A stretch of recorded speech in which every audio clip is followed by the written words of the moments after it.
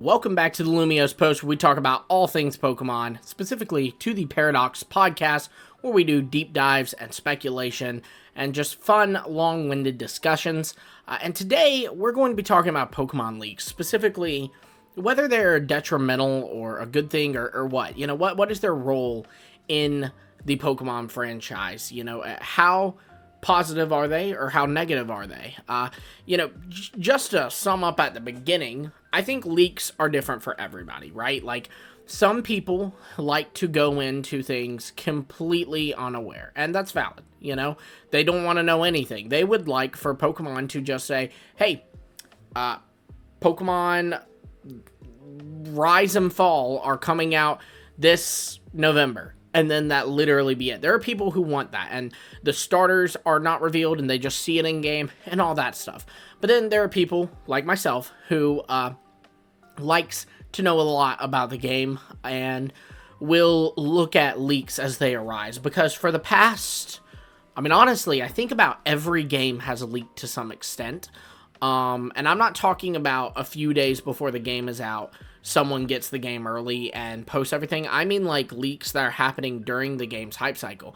Like, I remember with X and Y, there was a big thing with, I think it was with Poke Beach, where someone had sent them a, leak that ended up being true, and so they revealed the information. It revealed things like the Fairy type, and Mega Evolution, and a few just minor details about the game, and some Pokemon like Esper and Meowstic, and I think Pancham. But yeah, so there was some small-scale leaks like that. There was, with Sword and Shield, there was this whole thing where everybody called it the Affleck leak because the picture was of Ben Affleck smoking, and it revealed Gigantamax and Sirfetch'd, and it said that Meowth was getting a regional variant, and I think some other details, but the point is, it was a thing. And then Legends Arceus and Brilliant Diamond Shining Pearl got interesting, because that is when Riddler Coup arrived on the scene. Now, if you keep up with leaks, you know very well who Riddler Coup is. Riddler Coup is our only, super credible source that is, not, because the thing with 4chan is anybody can post anything. I can go on there right now and make a fake leak and post it. But with Coup, we know whatever he posts, is coming from a trusted source. So, I say this to say that, things changed then, because Coup started regularly teasing things. There wasn't one 4chan leak that we could look at throughout the hype cycle of the games. No, we had Coup. And he would regularly post, oh, here's another hint for what's coming. Oh, here's another hint for what's coming. Here's a hint at this element of the game. Here's a hint at the gimmick. Doing all that stuff. That's happened with Brilliant Diamond, Shining Pearl, and Legends, and he's remained doing so through Scarlet and Violet, DLC, and, I won't get into any leaks on this episode, so this can be for everybody, but he is even already doing it now for the 2024 Pokemon game. So, the question is this a good thing? Is this a bad thing? And again, I think that it's not that cut and dry, right? Like, some people, leaks are a bad thing for you. Some people, it's a good thing for you. But I do think that there is actually a point where leaks are just bad. You know what I mean? I think of leaks, this is going to be controversial, but, I'm going to say, and hear me out. Obviously, leaks are not as serious as drugs, but I think of leaks kind of like drugs, right? Like, where there'll be these leaks that are really big, and so they make us feel really good at the moment, but in the long run, they're detrimental. Specifically, I think about Scarlet and Violet when I talk about these things.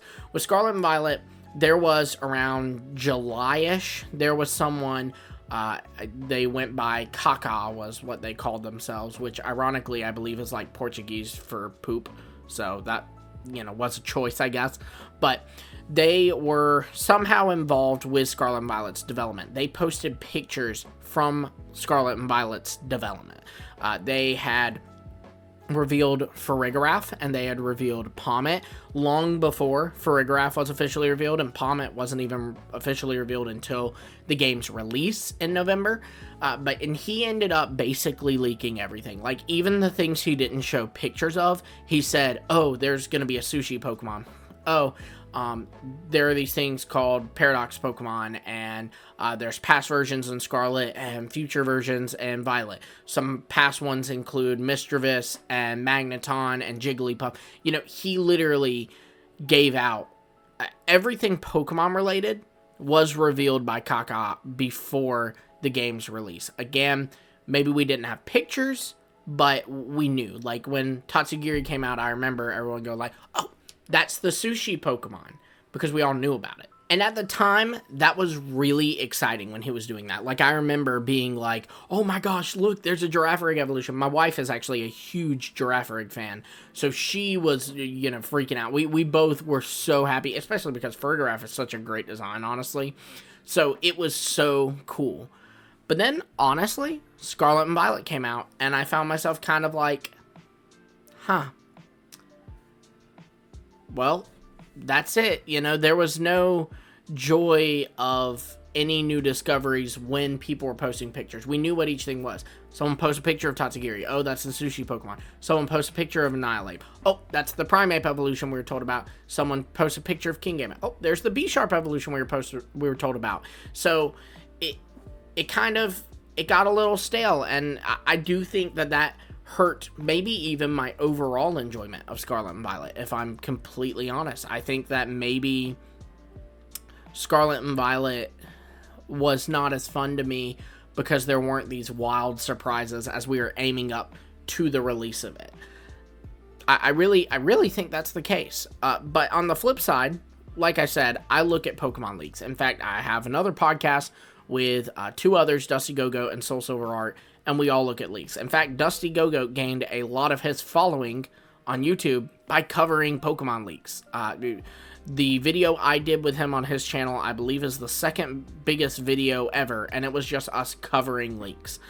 Soul Silver Art, he has gained his following on Twitter by covering leaks. He does, like, speculation on them and stuff, too. He kind of put some theory into it, so he's not just, like, regurgitating information, but he you know, has his following due to leaks.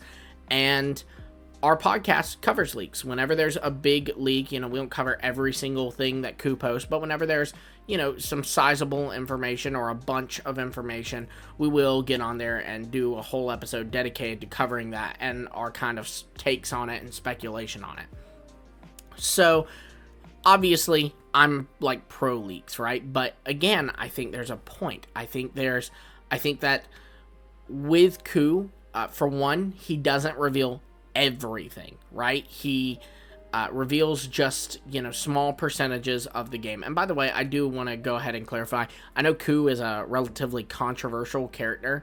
I'm not here saying, you know, Ku is the best person in the world or Ku is a horrible person. I'm not saying either one. Look, we don't even know who the guy is other than his name's Riddler Ku on Twitter. So I'm not in a position to judge. I just want to get that out there, that when I'm saying what Ku's doing is good, I'm talking about his leaks work. I'm not making a judgment on him as a person. But yeah, his leaks work is good. It's not only not everything in the game, but it's also these small teases. So, like, you can get an idea of, oh, I think he's saying this, but you don't really know for sure, and it's just a thing of when you get the thing revealed, you'll be like, oh, that's what he meant. You know, so it's like him saying, there's going to be a really nice chef Pokemon, and it's going to have a little food partner. And, you know, you don't get, oh, well, that's Dondozo and Tatsugiri from that. It's going to be a catfish and a bunch of little sushi fish. You don't get that from that. But then when the game comes out, you know what he's talking about, right? Whereas with Kaka, he was like, sushi, chef fish, and sushi fish. Like, just outright giving it all right then and there, you know? So I think that there is value in those little teases. And honestly, I really do. This is where I'll get a lot of pushback. But I really do think that helps the Pokemon Company in the long run. The Pokemon Company has taken an approach where, like, each marketing cycle is so different.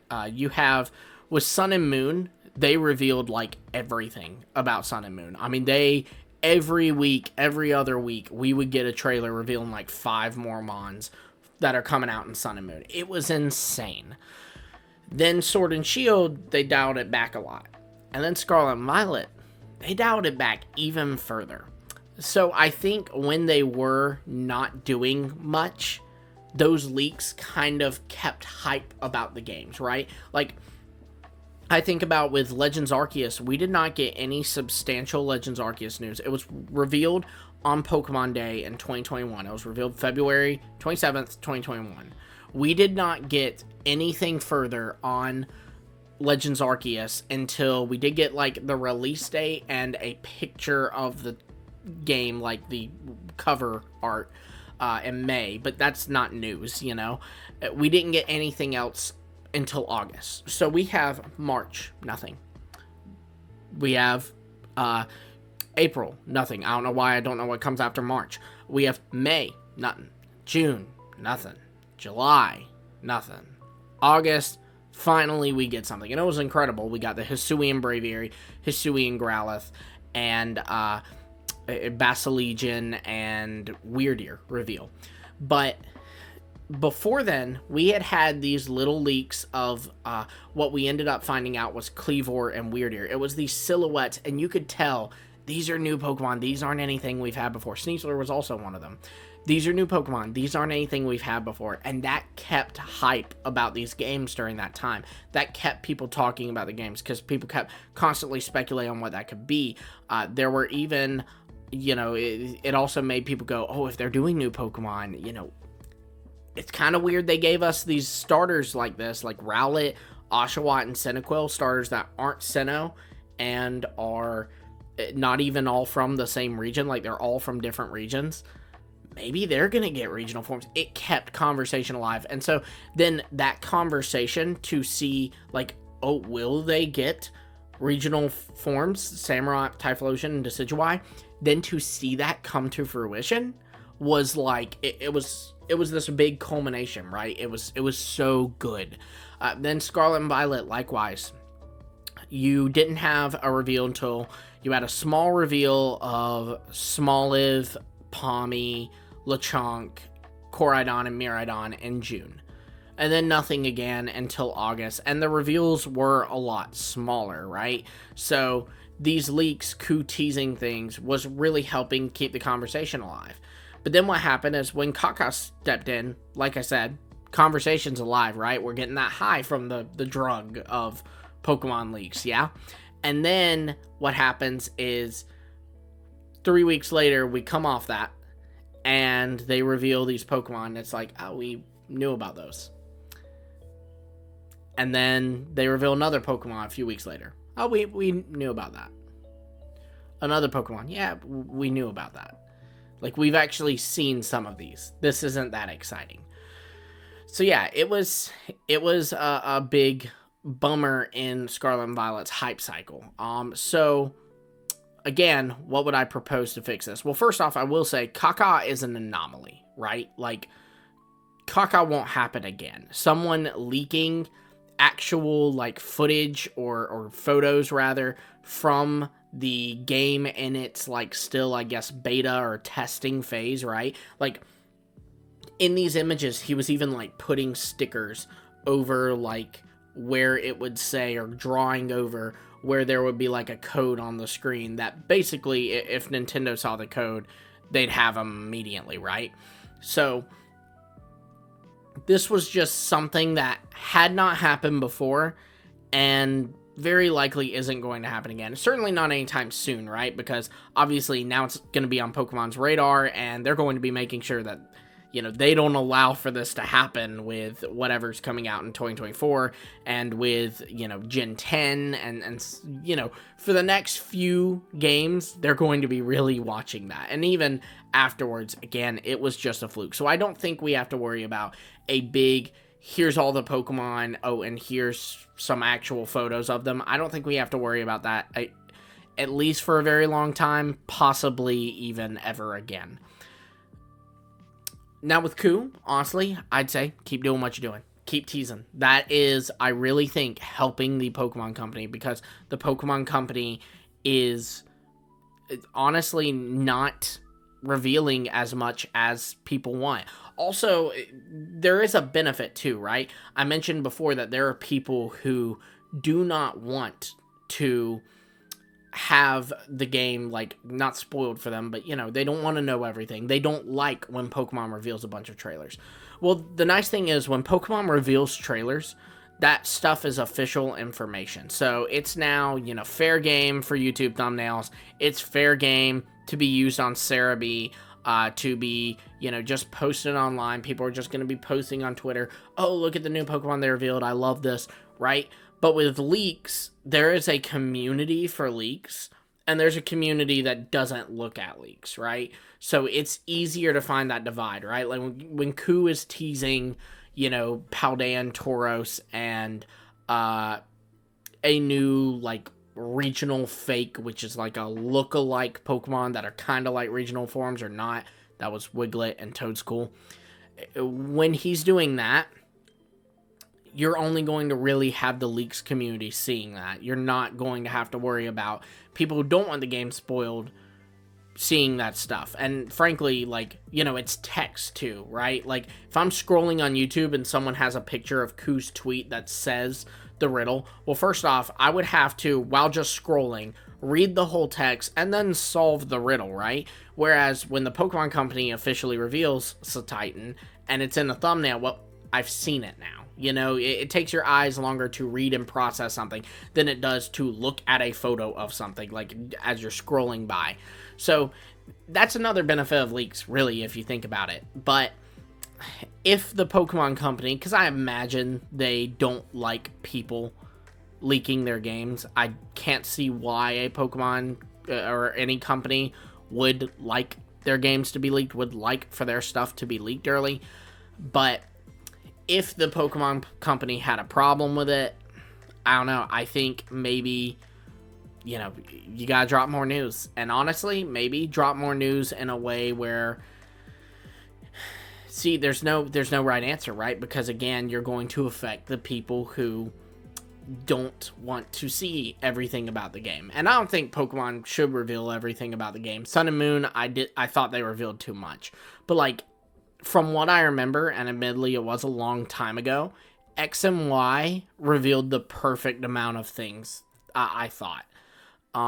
There are some things that I wish they had revealed that they didn't, but you know, like, for example, the starter evolutions, I think you should always reveal the starter evolutions, but, you know, I understand that, you know, maybe that's a little unrealistic, and so I would say X and Y has done it best. I think Sword and Shield and Scarlet and Violet were way too little, Sun and Moon was way too much, and X and Y was that very happy medium. And, of course, you can call bias because Lumiose post, clearly Kalos is my favorite. But I really, really do believe that. And going back to the thing about the Pokemon Company not liking people leaking their game, I kind of want to touch on that again for a minute, because I am a Marvel fan. I've admittedly fallen off of it a little bit lately because their movies have, and their shows have not been as good as they used to be, if I'm honest. But I am still a Marvel fan, and there are Marvel leaks. There are leaks in anything that's popular, right? Like, there's, you know, Marvel leaks, there's Disney movie leaks, there's all kinds of different things. My sister's a big Disney fan, and I remember her spoiling for me that Hans was evil in Frozen, like 2-3 months before the movie came out. She knew that. So there's always going to be leaks, and I think Marvel, the president of it, Kevin Feige, has a very mature look on leaks that I think every company should have. You have, he's been asked about leaks before, and he's, like, kind of said, yeah, I think that they're great because the people who want to look at leaks, looking at leaks will fuel their excitement for the movie and make them more likely to buy a ticket. And then the people who don't like leaks will just not look at the leaks. And that is kind of how I see it, right? Like, with Pokemon, if I like leaks, I'm going to seek them out, and they're just going to get me more hyped about the game. If you don't like leaks, well, guess what? You're just not going to look at the leaks and be excited for the game, right? So I thought that was a very mature take. And I think Pokemon should, if they don't already, have that kind of outlook on leaks. Now, of course, with the Kaka thing, that was too much. That was like, and showing pictures too, ooh, no, that's too edgy. Absolutely, gun for them if you need to. And similarly, Marvel did have a thing where on the Marvel Studios spoilers Reddit page, someone had posted the full script of Ant-Man the Wasp Quantumania about a month-ish before it came out. Now, Ant-Man the Wasp Quantumania did really bad in box office numbers. And I don't know whether it's true or not, but Marvel kind of thought that leak on Marvel Studios spoilers was the problem, was a big part at least of why Quantumania did so bad. So they actually did, I think, file a lawsuit against the Marvel Studios spoilers, and they had to close down that Reddit page for months while they tried to clear things up with Marvel. But Marvel doesn't mind when there's all these Twitter leakers, saying minor things. Like I remember, them saying things like, and of course I can't think of an example now. Oh, that Namor would be in Black Panther long before Namor's casting was announced. So that got people just talking about it. Marvel doesn't mind that, those little rumblings, but they didn't want a full script leak. And again, I think Pokemon should be the same thing. Coup is just these little rumblings, but big leaks like Kaka, absolutely, you gotta shut that down. And again, I think that's a positive outlook to have. I'd love to know the Pokemon company's thoughts on it. I feel like, because Nintendo has always been very heavy when it comes to copyright rules, right? Like, they're kind of well known for shutting people down on YouTube, even when they're, not in the right, or when they are in the right, I mean. For example, you have the data for Pecharunt in Pokemon Scarlet and Violet, but people who were posting and saying anything about Pecharunt, they were shutting them down. But it's like, you have that in the coding of your game. That is your fault that people are able to talk about this. So I think, they probably would have an outlook of, nope, all leaks are bad. But I really do think that leaks are beneficial in amounts, right? And again, it depends on your person. This is not me advocating, hey, if you don't like leaks, suck it up and go look at them anyways, because we all do. Be like us. No, this is me advocating that, this is why, to the people who wonder how leaks, if we think they're good or not, this is my thoughts on them. Coming from a guy who likes leaks, who likes to look at them. I'd love to know your thoughts in the comments below. I know this is a bit more of a lull discussion, right? Like, this isn't as speculative, as fire, as energetic as our last few discussions have been, but this is a slow period for Pokemon. Like, this is for content creation on Pokemon, rather. You see every January and early February, before we get to that Pokemon Day hype, that numbers do drop in YouTube. So, about by half, if I'm honest. So, I thought this is a great time to put out this video that I think is relevant forever, right? Like, I think you can come back here in 10 years, watch this video, and it's still relevant, even if I'm referencing things that are 10 years old. But yeah, be sure to let me know in the comments below what you think. Do you think that leaks are bad? I'd love to know, I'd love to specifically hear from the people who are anti-leaks, like they do not look at leaks. Do you think leaks are inherently bad? Like, would you tell me, a leaks person, that I should not look at leaks? Or do you kind of have a similar mindset to me where it's like, not my cup of tea, but, you go for it? I'd love to know that in the comments below. Obviously, if you're going to tell me that I can't look at leaks or I shouldn't look at leaks, you gotta at least be able to tell me why. But yeah, be sure to comment down below your thoughts. Be sure to like, subscribe, and hit the bell for notifications so you don't miss all of our future videos, including our future podcasts. And until next time, I will see all of you later.